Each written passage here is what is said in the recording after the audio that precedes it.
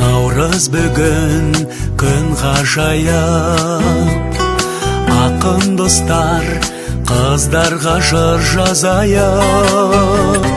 Бүкіл әлем шаттықтан тұратындай, жер бетінен кеткенде мұңда азайып. Бүкіл әлем шаттықтан тұратындай, жер бетінен кеткенде мұңда азайып. 8-ші наурыз бүгін ерекше күн, жұпар ауа көрдің бе жел ескенін.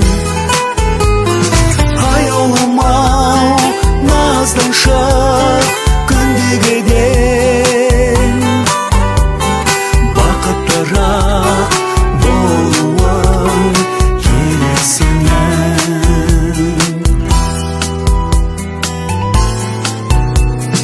Қай-қайдан да естисің шаттық үнін, көктем ару құшағын ашты бүгін.